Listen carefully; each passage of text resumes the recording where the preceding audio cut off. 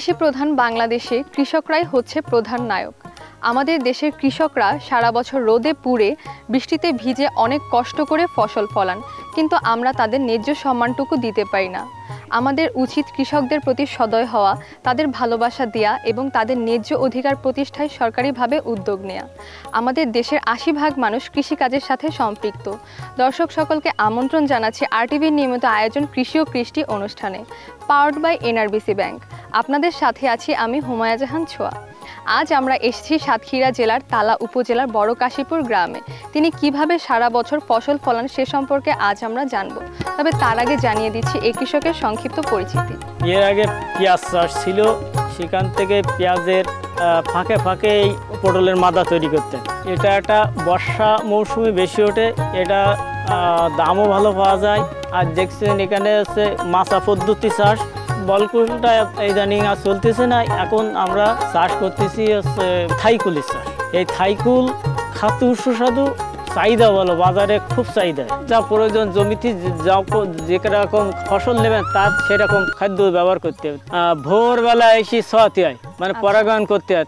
পরাগায়ন না করলে ফল ভালো হয় না। মন 2000 টাকা আসতে পারে, 1000 টাকা আসতে পারে, 1500 টাকা আসতে পারে, 1600 টাকা আসতে পারে। এই আম বাগান আমি 1,15,000 টাকা কিছুদিন আগে বিক্রি করেছি।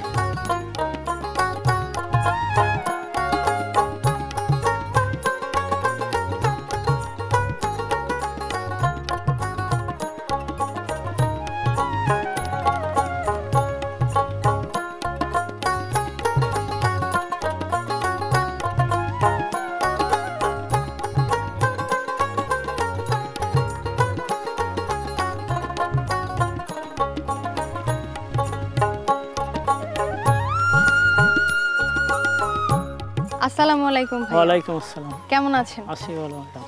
আমি দেখতে পাচ্ছি আপনি এখানে অনেক বড় জমিতে অনেক কিছু চাষাবাদ করেছেন। তো আপনি এখানে কি কি চাষাবাদ করেছেন? এখানে মূলত আছে পটল, সাথী ফসল হিসাবে বেগুন, ঝাল, ঘাটকোল, পুঁইশাক আর মাটি আলু। কবে থেকে মূলত আপনি এই কৃষি কাজটা শুরু করেছিলেন? ছোটবেলার থেকে বাবার সঙ্গে এই কাজ করতাম। মানে আমাদের হচ্ছে ভাই বোন অনেক থাকায় আমি লেখাপড়া বেশি দূর জাতীয় 9 পর্যন্ত পড়ার পরে আমি এই কৃষিকাজ আগের তো বল করি, কৃষিকাজ তাদের মানুষ করার জন্য আমি কৃষিকাজই বেছে নিয়েছি। তার মানে আপনি কি সংসারের বড় সন্তান? আপনার আর ভাই বোন কয়জন? হ্যাঁ, আমি বড় সন্তান। আমরা 8 ভাই বোনই। আমার ভাইরা আমার ছোট 3 ভাই আর বোন 3টি বড়। মানে আমরা বাপ যখন না পারতো না কৃষিকাজ, আমি বাপের সঙ্গে হেল্প করতাম, সেই দরই কৃষিকাজই করি। আর অন্য ভাইদের একটা মাস্টার্স পাস, একটা BE পাস করি, একটা কমিউনিটি হেলথে চাকরি করে। ভাই, আপনি তো আপনার পড়াশোনা বাদ দিয়ে আপনি আপনার অন্যান্য ভাই বোনদেরকে লেখাপড়া করিয়েছিলেন। তারা কি আপনার এই কৃষিকাজের সাথে সম্পৃক্ত আছে বা তারা কিভাবে আপনাকে সাহায্য করছে? হ্যাঁ, 3 ভাই আমরা এই কৃষিকাজে আমার হেল্প করে। তারা অন্য মানে আমি যে যেটা করি ওরা যেটা না করে আমার দেখাশুনি দিয়ে, আমি তাদের দেখাশুনি দিই, এইটাই করি আমি। ভাইয়া, আমি তো দেখতে পাচ্ছি আপনি এখানে পটল চাষ করেছেন। এর আগে আপনি কি চাষাবাদ করেছিলেন? এর আগে পেঁয়াজ চাষ ছিল, সেখান থেকে পেঁয়াজের ফাঁকে ফাঁকে এই পটলের মাদা তৈরি করতে করার পরে এই পেঁয়াজ বিক্রয় করে দিছি। দেওয়ার পরে এই পটল গাছ উঠেছে, ওঠার পরে এখানে অনেক ধারা দিয়ে বান দিয়ে তারপরে এই পটল উঠেছে। তারপরে সাথী ফসল হিসাবে আছে মনে করেন বেগুন, ঝাল, পুঁইশাক, আলু, এগুলো আছে। ভাইয়া, পটল তো একটা শৌখিন এবং কঠিন চাষাবাদ, তো আপনি এটা কেন করলেন? এটা একটা বর্ষা মৌসুমে বেশি ওঠে, এটা দামও ভালো পাওয়া যায়। আর দেখছেন এখানে আছে মাছা পদ্ধতি চাষ, এই চাষে এই পটল বৃষ্টিতে ক্ষতি করে না, এর দামও ভালো পাওয়া যায়। আর এর প্রতিদিন ভোরবেলায় এর ফুল ছড়াতে হয়, মানে পরাগায়ন করতে হয়, বুঝছেন? আচ্ছা, এই জন্য এতে প্রচুর খাটতে হয় এবং টাকাও ভালো পাওয়া যায়। অন্য ফসলের তুলনায় অনেক ভালো ফসল যদি সেই পারি পরিচর্যা করা যায়। ভাইয়া, আপনি তো বললেন পটলের সাথে সাথী ফসল হিসেবে অন্য কিছু চাষ করেছেন, তো আপনি সারা বছর কি অন্যান্য জমিতেও কি ফসল ফলান? আপনার কি অন্যান্য কোনো আরো জমি আছে? হ্যাঁ, আমার প্রায় 15 বিঘা জমি আছে। তাতে আছে কুল আছে, মালটা আছে, হলুদ আছে, আম আছে, তোমার বেগুন চাষ করব, আখের চাষ করি, আরও কফি, লাউ, মানে অনেক চাষ করি আমি। ভাইয়া, আপনি তো অনেক বছর ধরে কৃষি কাজ করছেন, আপনি কি একাই করছেন নাকি আপনার সাথে আর অন্য কেউ আছে? আমার সঙ্গে আমি লোকজন নিই যারা দিনমজুর খাটে, তাদের নিয়ে কাজ করি, তাদের না হলে টাকার পক্ষে সম্ভব না। ভাইয়া আপনি তো একসাথে একই জমিতে অনেক কিছু চাষ করেছেন, তো আমি শুনলাম আপনি নাকি মালটাও চাষ করেছেন বললেন, তো আপনি কতটুকু জমিতে মালটা চাষ করেছিলেন? এই 1 বিঘা জমি। 1 বিঘা জমিতে মালটা গাছ আসলে কেমন হয় দেখতে, বড় নাকি ছোট আকারের? মানে যত বয়স হবে তত বড় হবে। যত বয়স হবে তত। মালটার সাইজ গুলো কেমন থাকে? 40-50 কেজি এরকম সাইজের। ভাইয়া আপনি বলেন আপনি মালটা চাষ করেছেন, সেখানে আপনি কি কি জাতের মালটা চাষ করেছেন? এটা হলো বাড়ি 1 পয়সা মালটা বলা হয়। এই মালটাটা সাইজে বড় হয় 3-4 কেজি, আর গাছ এখন মিডিয়াম, পরে বড় হবে, তার সার পানি ঔষধ সেচ সব কিছু দিতে হয়। এবং এই মালটা আমরা খুব ভালো দামও বিক্রি করি এবং খাতেও খুব সুস্বাদু। এবং এই মালটা মানে এই কৃষি উপসহকারী পিজুরডা থেকে উনি কৃষির থেকে আমাদের দিয়েছিল, আমরা সেই পারি চাষবাস করি। ভাই আপনি কুল চাষ করেছেন কত বছর ধরে এবং এখানে কি কি জাতের কুল আছে? প্রথমে আসলে আমি নারকেলের কুল চাষ করি, কিন্তু নারকেলের কুলটা হঠাৎ মাঘ মাসের দিক পাকলে ওটা পাচালা আলি অনেক রোগ বালাই, কুলগুলো নষ্ট হয়ে যায়। আসলে ওটা খুব লাভবান হতে পারি না। তারপর আসলাম বলকুলি চাষে। বলকুচি কিছু লাভ হলেও বলকুলটা ইদানিং আর চলতেছে না। এখন আমরা চাষ করতেছি হচ্ছে থাইকুলির চাষ। এই থাইকুলটা খাঁটি সুস্বাদু, দেখতে ঠিক আপেলের মতন, এবং এই কুলটা বাজারজাত করা যায় ভালো, এবং এই কুলের চাহিদাও ভালো। তাই এখন এই জমিতেই সব থাইকুলির চাষ করতেছি। ভাই আপনি চারাগুলো কোত্থেকে এনেছেন? এই চারাগুলো আমরা মূলত আছে গদাইপুর থেকে নিয়ে আসি। ওইখানে নার্সারি আছে, ওনারা আমাকে ডাল নিয়ে জুড়ি আমাদের কাছে আবার বিক্রি হয়। এই থাইকুল খাতু সুস্বাদু, চাহিদা ভালো, বাজারে খুব চাহিদা। ভাই আপনি তো অনেক ছোটবেলা থেকে চাষাবাদ করছেন, আপনি নিজে লেখাপড়া না করে আপনি আপনার ভাই বোনদেরকে লেখাপড়া করিয়েছেন, তো এই চাষাবাদ থেকে আপনার কি মনে হচ্ছে, আপনি কি সফল হতে পেরেছেন? হ্যাঁ, আমি এই চাষাবাদ থেকে আমি অনেক সফলতা পেয়েছি। আমি ভাই বোনদের মানুষ করেছি, তাদের বিদা চাকরি বাকরি লেখাপড়া সবই করাইছি। এখন মোটামুটি আমি এই কৃষিকাজে খুব ভালো আছি। আচ্ছা, আপনার ছেলে মেয়ে কয়জন আছে? আমার ছেলে 3টি মেয়ে। 3টা মেয়ে? 3টা মেয়ে। তারা কি পড়াশোনা করে? হ্যাঁ, পড়াশুনো করে। একটা কলেজে পড়ে, একটা হাই স্কুলে পড়ে। ভাইয়া তার মানে বুঝতেই পারছি আপনি কৃষিকাজ করে আপনার সন্তানদের মধ্যে স্বপ্নের বীজ বপন করেছেন। আপনি কৃষিকাজ করে অনেক সফল হয়েছেন। আপনি কিভাবে চাষাবাদ করেছেন এবং এর পরিচর্যা করেন, বেচা কেনা রোগবালাই সবকিছু সম্পর্কে জানবো, কিন্তু এ পর্যায়ে নিয়ে নিচ্ছে ছোট্ট একটি বিরতি। দর্শক, এ পর্যায়ে নিয়ে নিচ্ছে আরটিভির নিয়মিত আয়োজন কৃষি ও কৃষ্টি অনুষ্ঠান থেকে ছোট্ট একটি বিরতি, পাওয়ার্ড বাই এনআরবিসি ব্যাংক। কোথাও যাবেন না, আমাদের সাথেই থাকুন।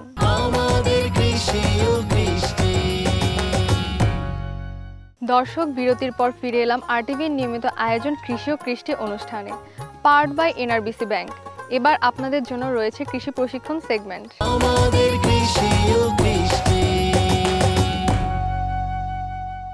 ভাই আপনি তো একই জমিতে একাধিক ফসল চাষ করেছেন, জমিতে স্বাস্থ্য রক্ষায় এবং এর উর্বরতা বৃদ্ধিতে আপনি কি করেন? এটা প্রথমে চাষ করতে হয়, তারপরে হচ্ছে এই যে খানা দেখতে পাচ্ছেন, এই খানার থেকে মাটি তুলতে হয়, তারপরে গোবর সার দিতে হয়, ছাই মাটি দিতে হয়, তারপরে তোমার খোল দিতে হয়, আচ্ছা, তারপরে রাসায়নিক সার দিতে হয়, তারপরে মানে যা যা প্রয়োজন জমিতে যে রকম ফসল নেবেন তার সেরকম খাদ্য ব্যবহার করতে হবে, খাদ্য দিতে হবে, নাহলে এই জমি আমার দিতে পারবে না। তাই আরও যদি কোনো সমস্যা হয় তা আমি কৃষি সরুল ইউনিয়নের যে উপসহকারী পিজুরডার পরামর্শ নিই, বা অন্য যেসব কৃষক যারা যে চাষ করে তার সাথে যাই বসি, সেখান থেকে তার কাছ থেকে পরামর্শ নিয়ে তারপর আমি চাষবাস করি। ভাই আপনি যে পটল লাগিয়েছেন, তো এগুলো আপনি কিভাবে করেছেন, বীজ থেকে নাকি চারা থেকে?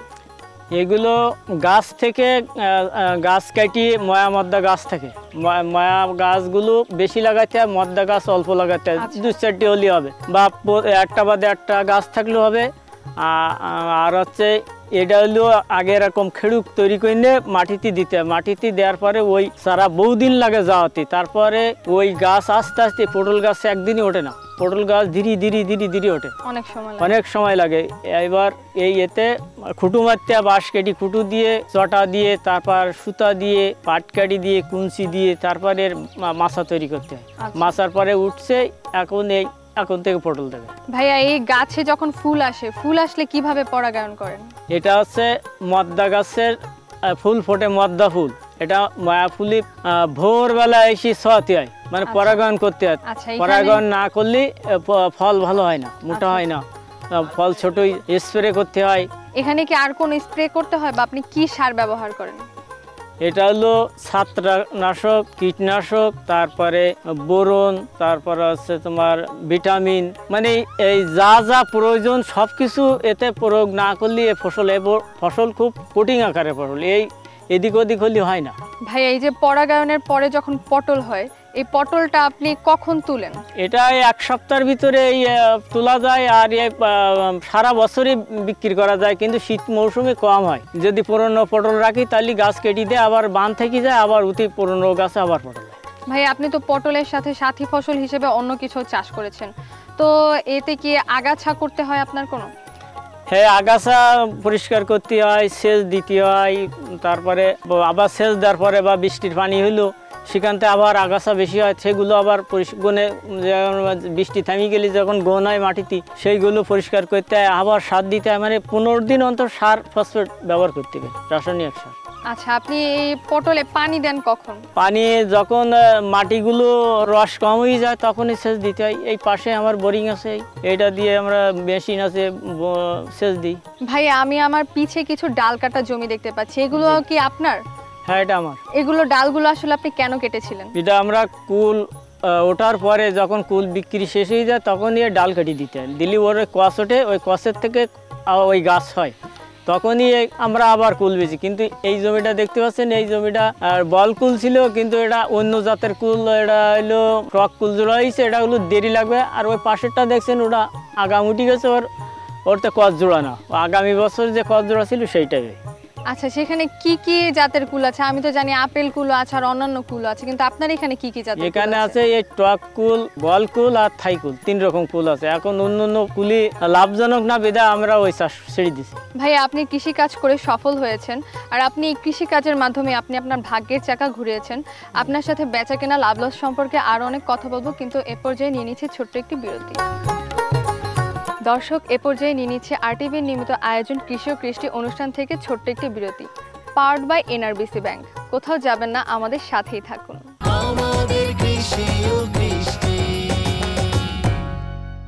দর্শক, বিরতির পর ফিরে এলাম আরটিভির নিয়মিত আয়োজন কৃষি ও কৃষ্টি অনুষ্ঠানে, পাওয়ার্ড বাই এনআরবিসি ব্যাংক। এবার আপনাদের জন্য রয়েছে কৃষি প্রশিক্ষণ সেগমেন্ট।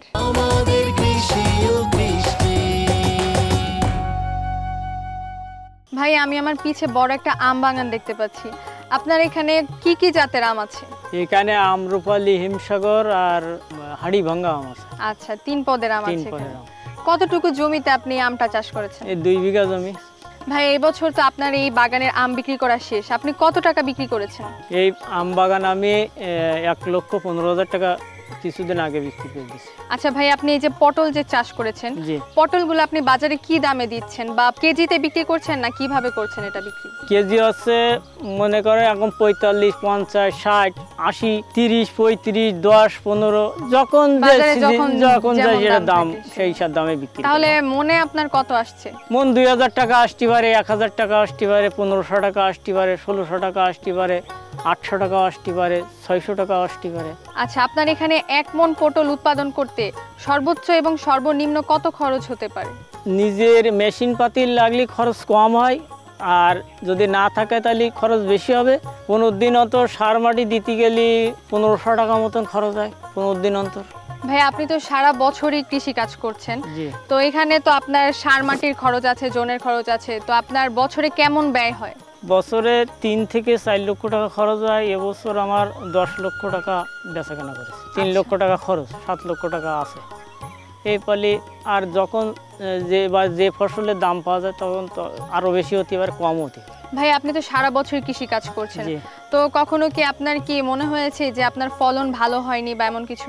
ফলন সব বছরই হয়েছে, কিন্তু এক বছরে আমপান ঝড়ে ক্ষতি হয়ে গিয়েছিল, ওই বছর লস হয়ে গিয়েছে। তাই ছাড়া আমার কৃষিক্ষেত্র থেকে লস হয় না। আর আমি নিজেই অনেক পরিশ্রম করি। আর যারা জোনের পরে নির্ভরশীল তাদের লস হতে পারে, কিন্তু আমার পাওয়ার টিলারতে শুরু করি, মেশিন টেশিন দিয়ে আর নিজে যে পরিশ্রম করি তাতে আমার খুব লস হয় না, লাভই হয়। মানে এর মানে আপনি ব্যবসার শুরু থেকে আপনি লাভবানই হচ্ছেন। লাভবান, আর সেই পালে আমি পরিচর্যা করি, যাতে আমার লস না হয়। ভাইয়া আপনি তো আপনার বাচ্চাদেরকে নিয়ে একটা স্বপ্ন দেখছেন, জি। তো আপনার বাবা আপনাকে ছোটবেলা থেকে কৃষিকাজে হাল ধরিয়ে দিয়েছিলেন, তো আপনি এখন কৃষিকাজ করে বলতে পারি যে সফল হয়েছেন, তো এই কৃষিকাজ নিয়ে আপনার ভবিষ্যৎ পরিকল্পনা কি? কৃষিকাজে তো আসলে যে জমি ছিল তার থেকে আমার ডবল জমি হয়েছে আচ্ছা, এই কৃষি খাত থেকে। আর যতদিন পারি ততদিনই করব, কিন্তু যে 3টি মেয়ে আছে তাদের লেখাপড়া শিখবো, আর কৃষিকাজই মানে মরার আগ পর্যন্ত হাল ছাড়বো। ভাইয়া তার মানে বুঝতেই পারছি আপনি একজন আদর্শ কৃষক। বাংলাদেশে আপনার মতো এরকম আদর্শ কৃষক অনেক প্রয়োজন। আজ সারাদিন আপনি আমাদেরকে সময় দিয়েছেন, আপনাকে অনেক অনেক ধন্যবাদ এবং আপনার জন্য রইল অনেক অনেক শুভকামনা। আপনাকে ধন্যবাদ।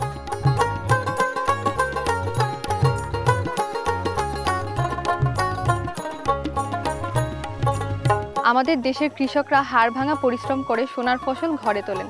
তারা এই 18 কোটি মানুষের খাদ্যের যোগান দেন। দর্শক, এ পর্যায়ে আপনাদের জন্য রয়েছে কৃষি সংবাদ। আমাদের কৃষি ও কৃষ্টি।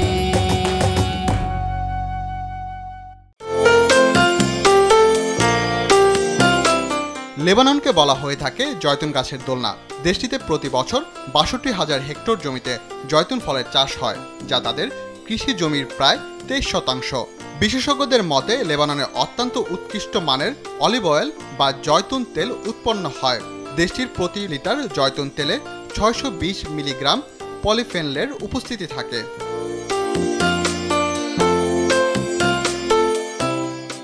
দেশটিতে নাবালা, রোমান, বালাদি, সরিসহ বেশ কয়েক জাতের জয়তুনের চাষ হয়ে থাকে, তবে শতকরা 95% সরি জাতের জয়তুন চাষ হয়। এর থেকে উন্নত মানের তেল ও তাদের সালাদের সাথে দৈনিক খাদ্য তালিকায় স্থান পায়।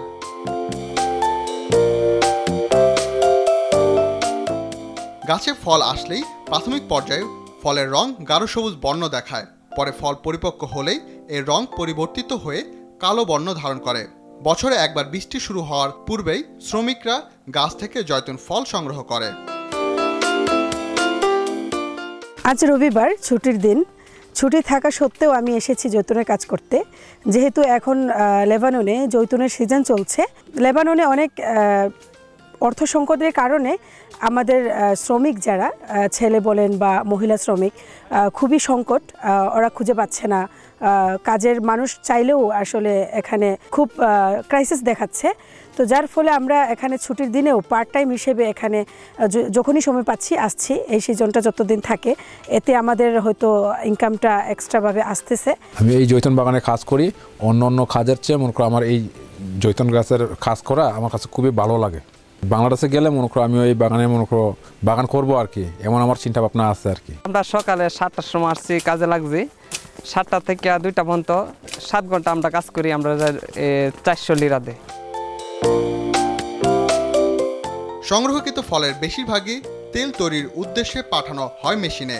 বিভিন্ন প্রক্রিয়াজাতকরণের মাধ্যমে তৈরি হয় বিশুদ্ধ পিওর অলিভ অয়েল বা জয়তুনের তেল।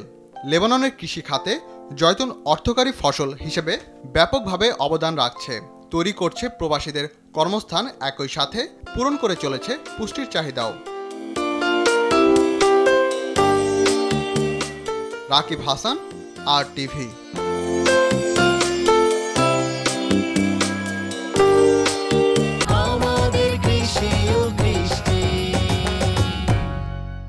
আজ সারাদিন আমরা একজন আদর্শ কৃষকের ক্ষেত ঘুরে দেখলাম।